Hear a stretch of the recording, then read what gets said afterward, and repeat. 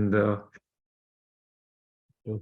and doing studio films, Uh-huh. where I did films for Universal, Warner Brothers, Disney. And, it was basically a very, very useful and very successful career, as such as it is.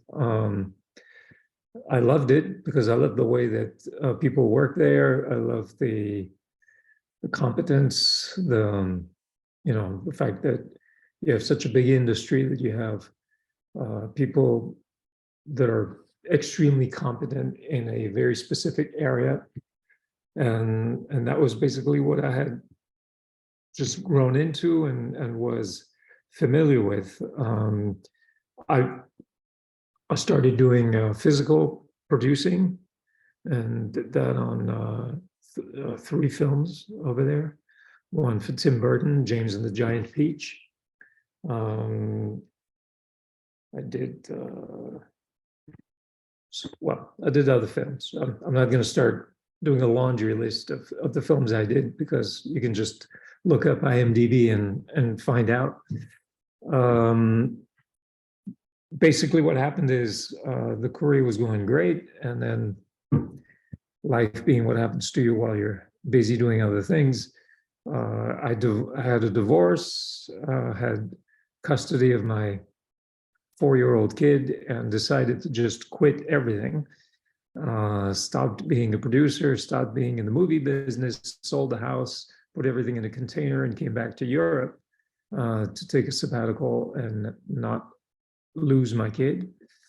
And so years later, when she was 16 and finishing high school in England, I decided to go back to LA. But by that point, I had met some filmmakers here in Belgium, and they coaxed me into producing 1, then 2, then 3 feature films for very, very little budget. And at first, it just seemed like a fun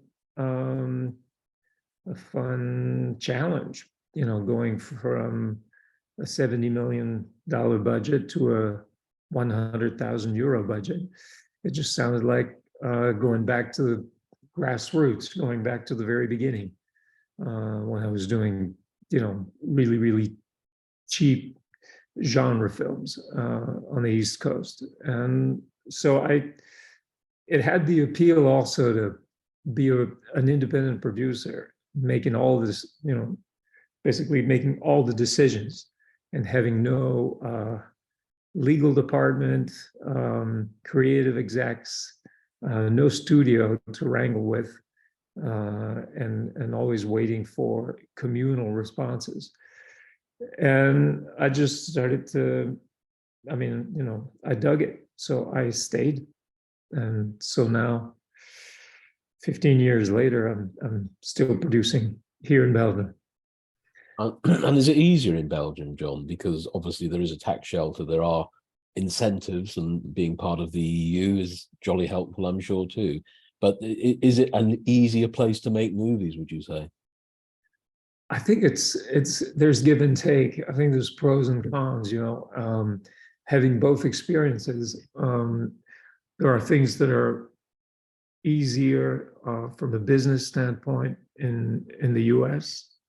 There's also a way of being quite straightforward with the way that you advance and build a project.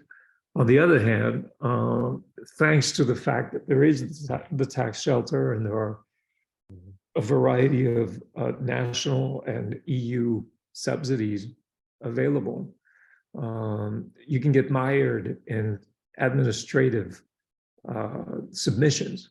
But on the other hand, in a way, as I compare what we're doing here with what some of my colleagues are doing in the US, I think we have a higher chance of actually making a film happen than they do in the US, because they are so, either you're in the studio system, which of course is an entirely other beast, but if you're an independent independent producer or filmmaker, you're so dependent on private equity, private investment. It's, you know, it's a bit of a house of cards. I mean, if one of those things falls through, and sometimes they can fall through at the last minute, as you all know, then your entire thing crumbles. And in fact, even here, sitting in Belgium, I've sometimes been involved in co-production projects with either the UK or the US, and I'd say 90% of these projects never did never did happen, because the financing didn't go through, something fell through, an actor bailed out. I mean, whatever it is. In Belgium, it's easier from that standpoint, because as you put the pieces together, you continually get one step closer to making it a reality. And then also, because you're dealing with less, I don't know quite how to put that, but less money hungry entities. There's ways of, I mean, we all know about that. I mean, it's like if you're more in the area of making things happen with rubber bands and crayons, there's a bigger chance of it happening than if you're there with, you know, whatever, Humvees and motorhomes and what have you. The analogy is not great, but I think you get the point. And in terms of the tax shelters in Belgium, how does that help producers? Does it help from very early stages, like development, for instance, or is it more about production and the spend, you know, the pound for pound or pound for euro spend? Yeah, it's strictly production. Okay. The tax shelter doesn't work for development. You Right. have to have a movie it doesn't have to be a movie, in fact. It can be a TV project. It could be it could be a single, like, movie of the week, you know, Okay. TV thing. It could be a series. It could be a short film as well, but it must be produced and it must exist at the end and it must be shown. Okay. And is there a minimum spend or a minimum production requirement for Belgium? For tax shelter, there isn't. I mean, essentially, it's a question of having enough of a spend that you can allow for things to not be eligible, and then for a sufficient, let's say, amount of spend that it's the eligibility is going to make it worth your while going after the tax shelter scheme. The tax shelter works just in rough, you know, ballpark numbers. If you have a co-production, and let's say that you spend the spend of the movie, of the project, of the series, is 2/3 in other countries in Europe, 1/3 in Belgium. That is roughly how you can maximize your tax shelter benefit. And then it's about 45% net on your eligible spend, Belgian spend. Okay. And you mentioned other EU countries. Does it still work for the UK? So with the UK, it is totally possible to do co-productions, and it's possible to have official co-productions using the cultural test in the UK and using the Council of Europe co-production convention. However, because the UK is no longer in the EU, the spend in the UK is not taken into account for the tax shelter calculation. Because previously it was EU spend, so the UK qualified as part of the EU. Now, of course, it's a third country; it doesn't qualify. Okay, that's correct, exactly. And just to go back to what I was saying in terms of maximizing the tax shelter, just to give you the other extreme, let's say I make a series or whatever here in Belgium, and I finance it completely. Well, actually, it's not even a question of where I finance it. sorry, let me rephrase. If I shoot it entirely in Belgium and all of my spend is Belgian, then my ratio of tax shelter benefit goes down. Okay. Which is an absurd thing if you're a domestic producer, because it goes contrary to fostering national productions. But this is how it works. In other words, there are two numbers that are analyzed when you estimate the amount of tax shelter you're going to be able to get on a project. One is the Belgian spend, and the other is the spend in the European Union. Okay. So the two are taken into account, meaning that sometimes you can it's better to hit the ceiling in Belgium and have much more headroom in Europe, in your EU spend, because then you can maximize the tax shelter. If, on the other hand, your Belgian spend is actually equal to your EU spend, because let's say you only spend money in Belgium, then your tax shelter ratio is going to be the least available. And then it goes down to about 25%. Right, right. Not that this would concern you, because obviously you're not based in Belgium. So. Right, okay. And I was going to ask you about post-production, because I know a lot of people take their finished movies to do sound and some editorial work in Belgium. So you can qualify for post-production, not just production spend. That's correct, yes. Yeah, when I was saying production, I meant anything that has to do with actually making a film that will be finished and exist. And does it have to be important to say that the film needs to finish and needs to be completed. And does it need to have a distributor in place? Because in the UK, for instance, there is an emphasis on making sure that there's a path to distribution, a path to exhibition. As long as you make the film in Belgium, you satisfy the spend. Do you have to have a distribution deal in place or a sales? No. The tax shelter is really a fiscal scheme, right. and they don't require, sales or revenue from sales or any kind of distribution. No. Okay. And is there a cultural tax, a cultural test with the tax shelter? The tax shelter, there isn't. It's right. Purely it's purely based on spend. Okay, that's interesting then. So it should be noted. Excuse me, I'm sorry. Yeah. No, go ahead. I just wanted to mention that in terms of co-productions between the UK and Belgium, which I'm sure you're aware, a lot of projects include Ireland. Yes. Because then you can also obviously draw from the Section 481 tax credit in Ireland, and going via Ireland, you get an EU country that's got close ties with the UK, and obviously you share a certain amount of talent and resources, and so it's good three-way. You obviously you need a very clever lawyer to make all the paperwork work. But I know with Ireland, it's pretty simple, really. With Ireland, for instance, a friend of mine was looking into making a picture in Southern Ireland, but routing through Northern Ireland, so hiring through Belfast, though taking the equipment south of the border, and double dipping, because you can dip into the UK tax credit because you're hiring through Belfast, for instance, but you're spending or you're utilizing the equipment in Southern Ireland, so that benefits from 481. So there's all sorts of creative ways to make the tax credit work and raise a bit more soft money. But you're talking about feature.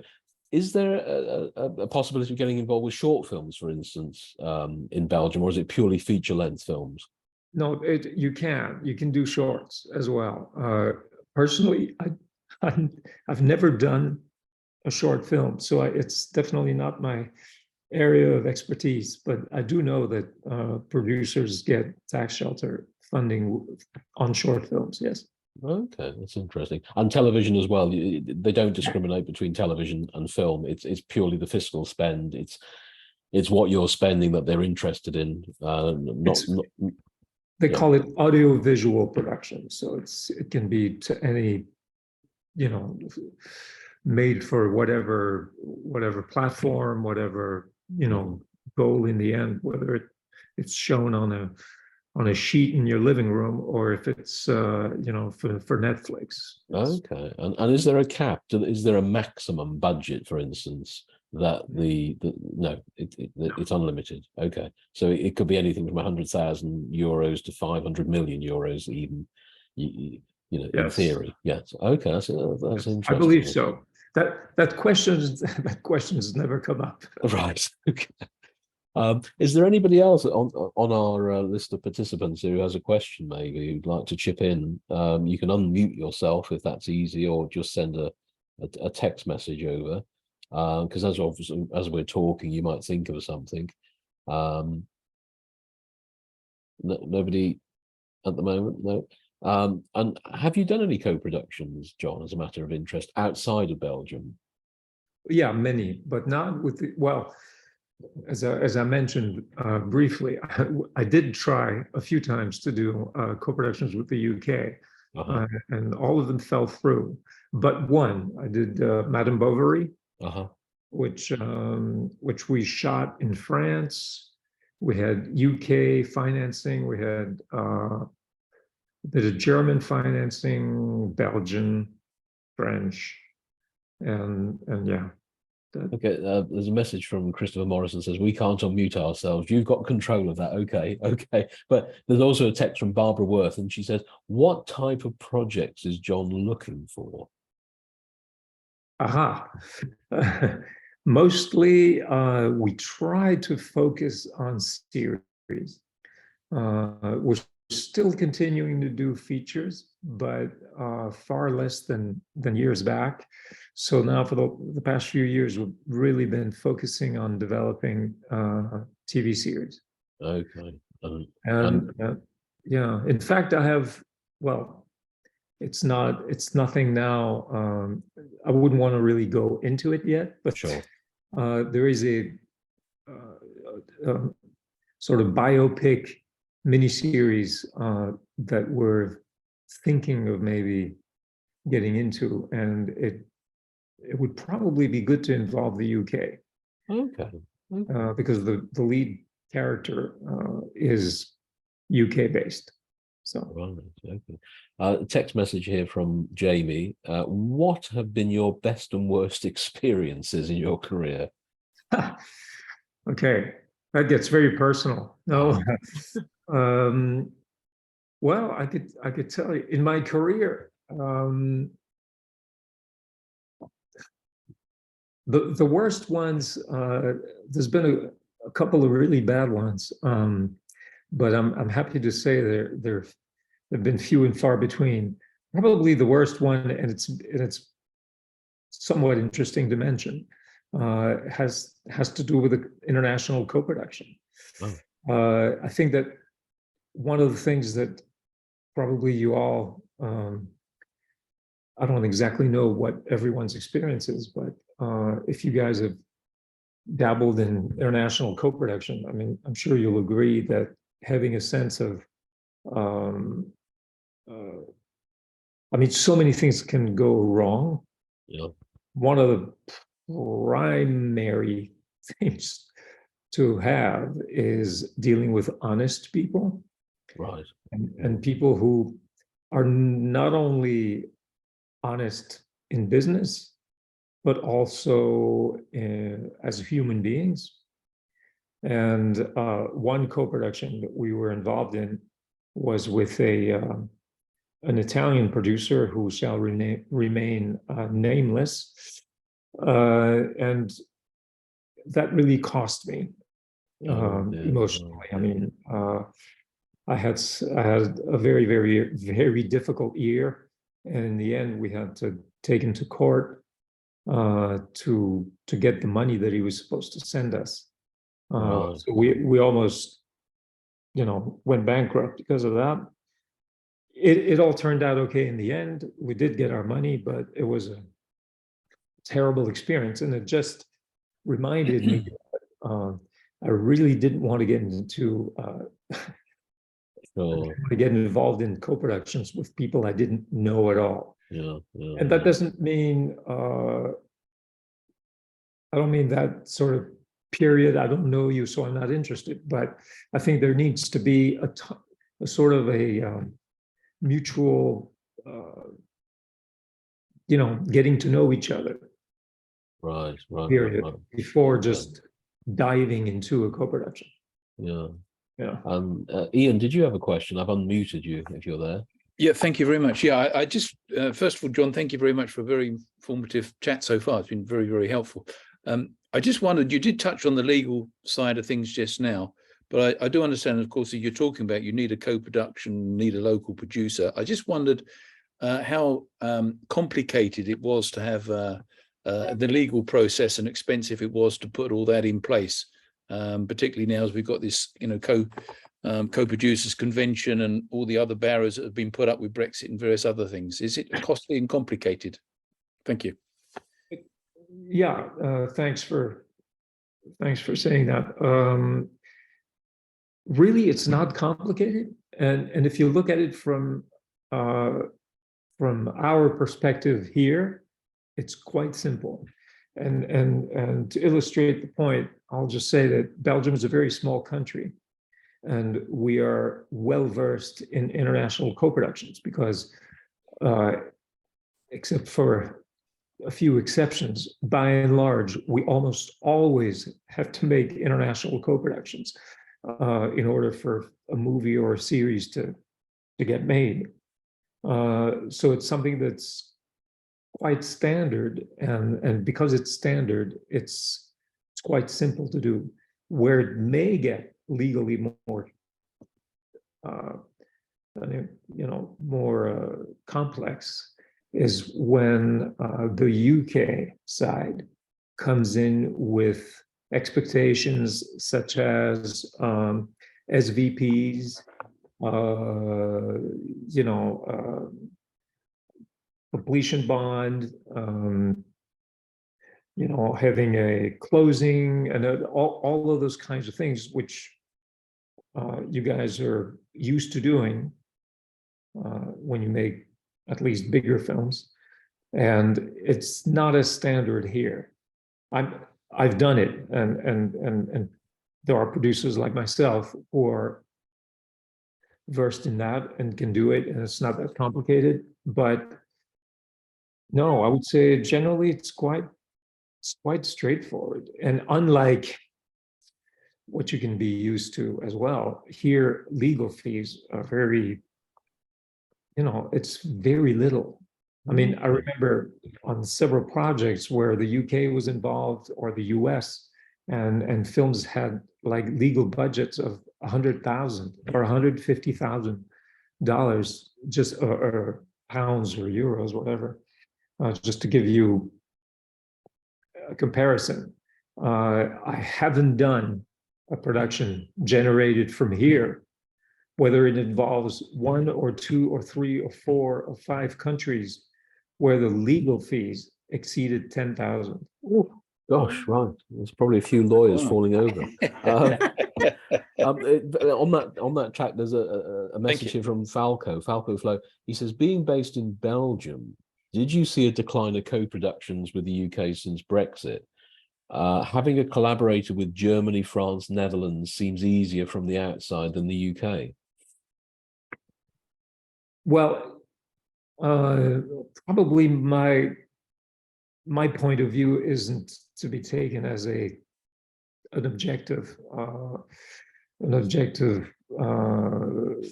window on this. My impression is that it's always been easier to co-produce with a continental European country than with the UK. Okay. In part for the reasons I just mentioned. That said, I think there was a definite dip right after Brexit, but nowadays I think it's kicked up again. I think there are co-productions with the UK, and people are finding that there's ways to make it work, and it's fairly straightforward. That's encouraging. And a message from Emma Croft, a question from Emma Croft. How was it to work with Charlotte Rampling?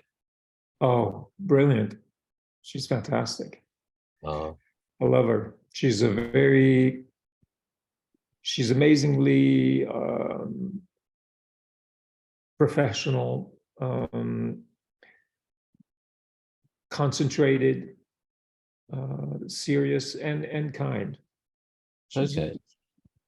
And very good message person. message from Julian Friedman. Have you ever done a US co-production? I beg your pardon, a US co-production.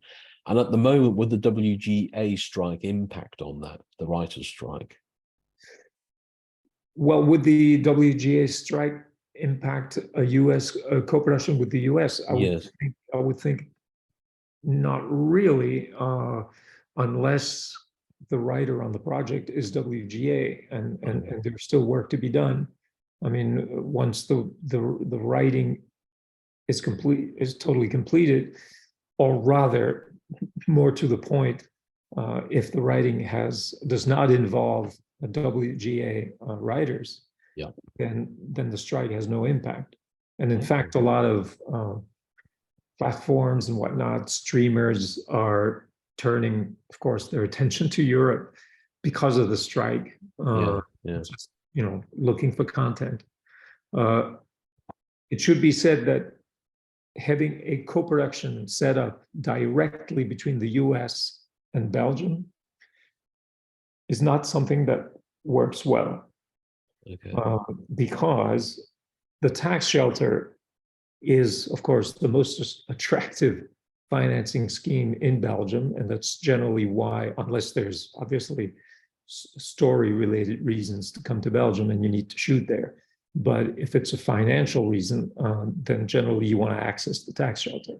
And you cannot access the tax shelter if your lead producer is non-European, or if the majority of the financing is non-European, or the majority of the creative people on the project is non-European.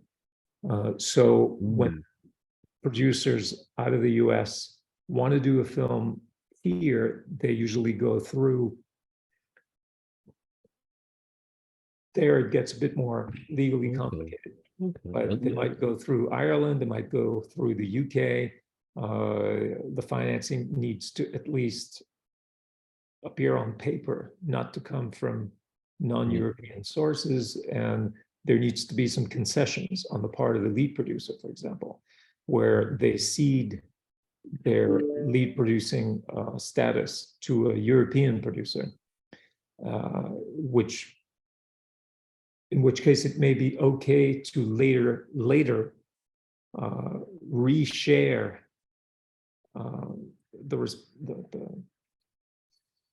the ownership. Right. But it becomes a whole legal process. Okay, interesting. Jamie, did you have a question? I've unmuted you if you're there. Yep. Yeah, well, it was my previous question was two parts. You gave us your worst experience in your career, and I think we've all suffered painful experiences in this industry. Just to bring the positive side, what was your best experience in your career?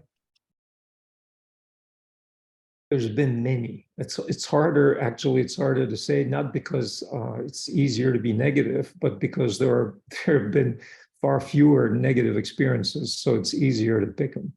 The positive, there's been a lot of them, and working with Charlotte Rampling and doing that film was a positive experience, except that the worst experience I mentioned was on that project. Oh, it's the best, the best and the worst.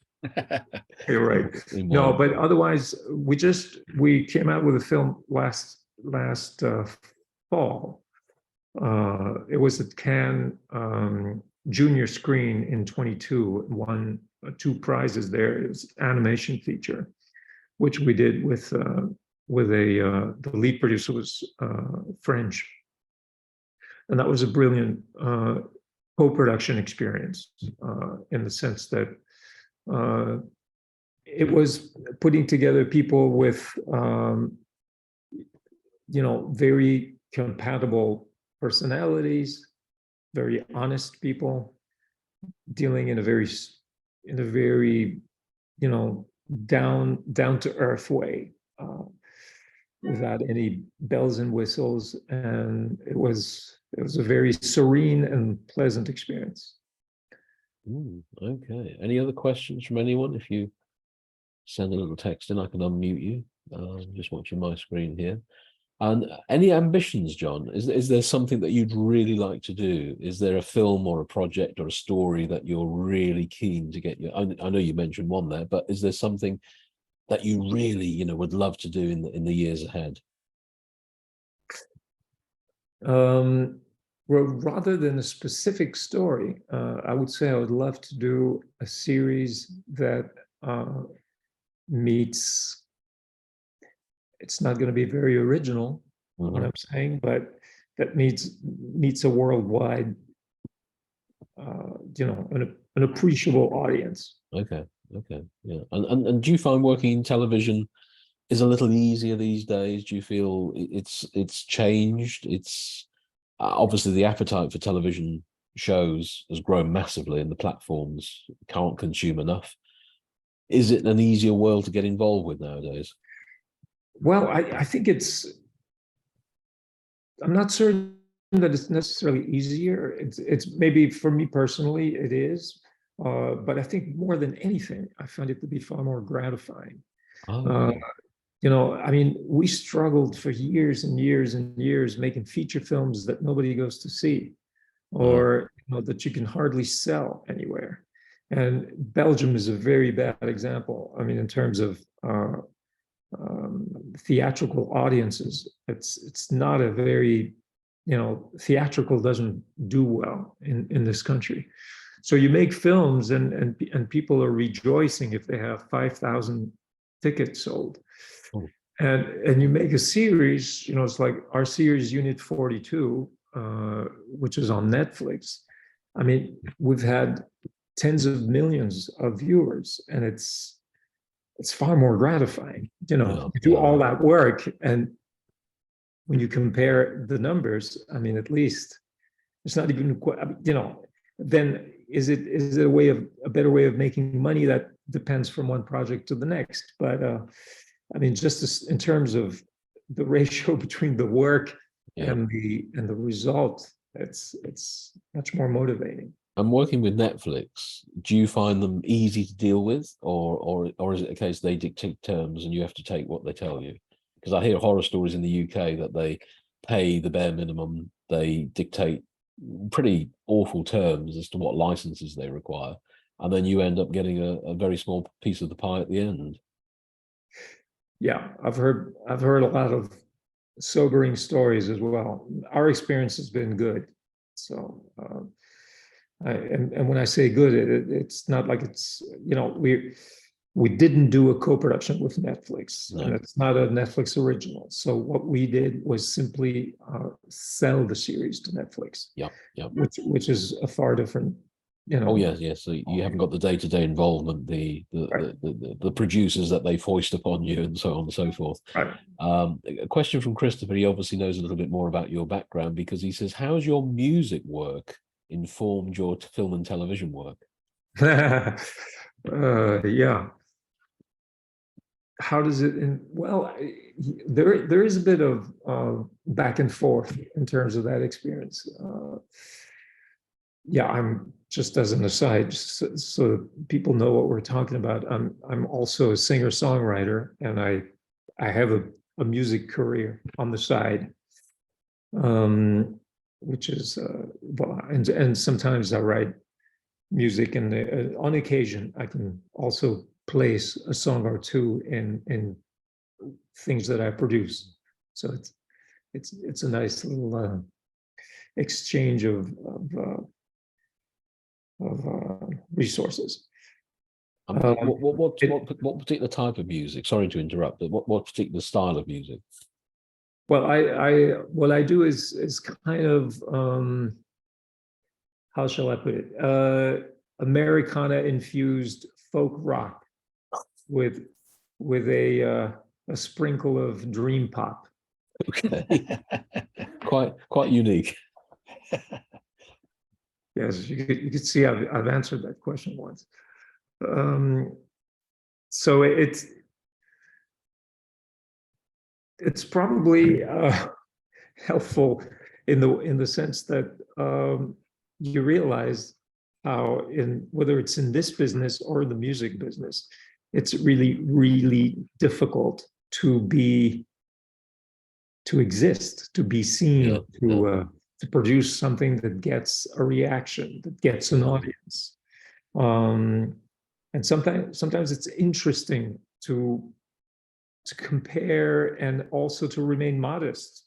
Yes. Also to remain motivated, that, trying this and trying that, it can produce results, and basically everybody is struggling, so Right.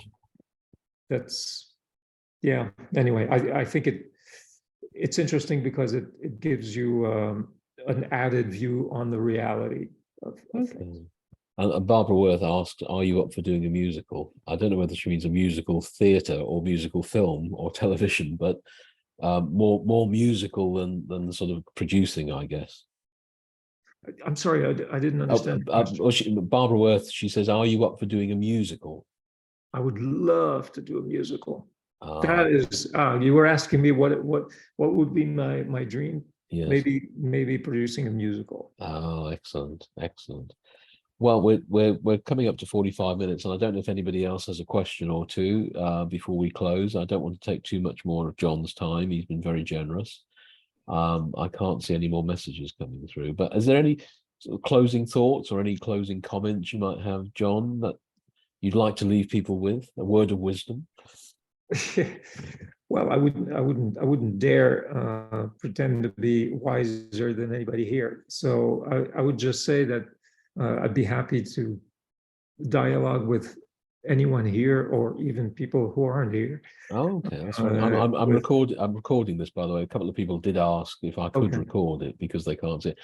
But I think Dan, do you have a question? If I unmute you before John. Sure. Again, I just slipped in.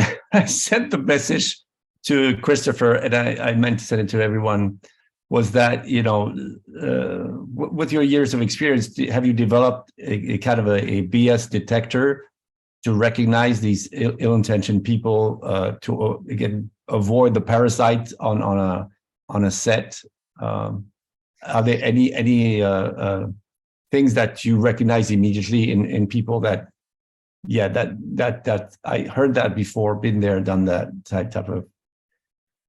Yeah, to a degree, yes. But I think I would definitely not boast to be able to recognize, everything ahead of time, because at least for me, that seems not feasible. I think, and in fact, it's probably the talent of real corrupt people is that they fool you. Very convincing.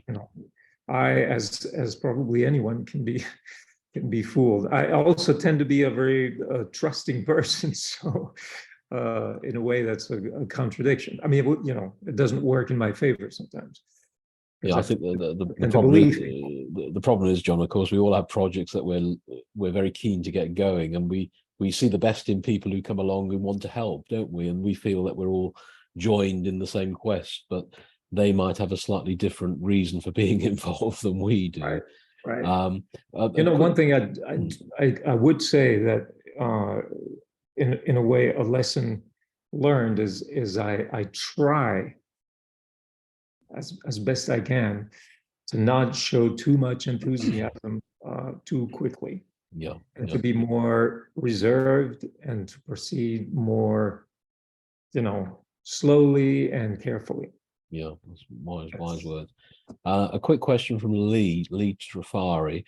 Are there any parts of Belgium that could double for Victorian England? So she's obviously got a script or a project here with Victorian England. Victorian England, as in the countryside, or I guess she means London, or the city. So Victorian streets, cobbled streets, Sherlock Holmes type period, I guess.